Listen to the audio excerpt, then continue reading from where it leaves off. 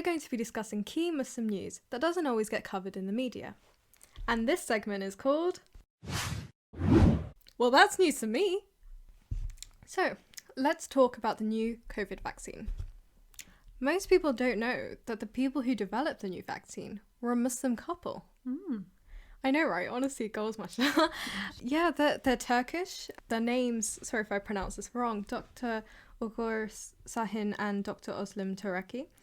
But yeah, you'll never really hear the mainstream news ever refer to them as Muslims. I was looking through a couple of articles from BBC, The Sun, and nowhere, not one of the articles even mentioned the fact that they're Muslim. They'll always say, oh, German billionaires or scientists. They'll never acknowledge the fact that this is a Muslim contribution. Yeah, it's really sad.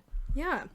Their breakthrough actually claims to be 90% effective, which is a really big deal. Alhamdulillah, yeah. When we hear about news like this, it's important that we celebrate it. I mean, Muslims have got all sorts of contributions around the world, especially in the fields of science and medicine. So yeah, we need to acknowledge that. We need to celebrate it. And even on the NHS website, we know that about 1.4 million NHS workers, 3.3%, are actually of a Muslim background. So that's something that people forget about. Yeah, that's so true. And I feel like people are starting to listen to Muslims a lot more, especially in the terms of the NHS. You have a lot of British Muslim institutes that are campaigning to stop. I don't know if you've heard about this. There's a discrimination against Muslim women working in the NHS. When it comes to their uniform, they are forced to wear short sleeves. And so, yeah, they're starting to listen to that a bit more now, which is really helpful. But they still have a long way to go. There's still problems with people wearing that in the workforce. And being forced, obviously, against their will to do that will also just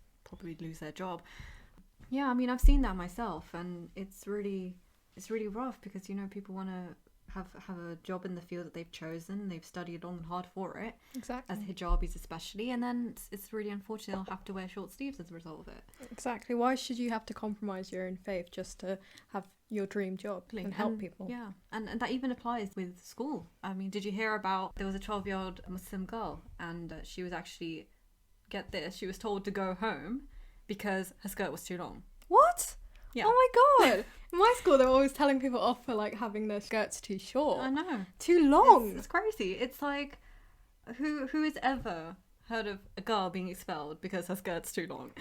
And yeah, so her name was Siham Hamoud, if you guys want to go check it out.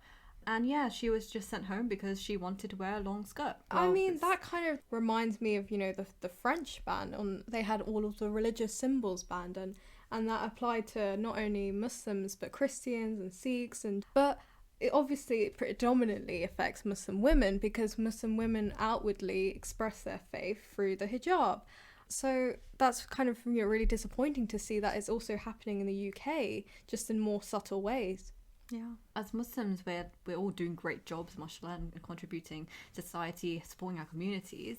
Sadly, a lot of it just gets kind of brushed under the carpet by the media. And most of all, I think we just notice there's a real lack of respect and tolerance for our religious needs, especially in the work environment and in the school environment. And this really needs to change. Exactly. And that concludes our news headlines for the month. Next, on to student life.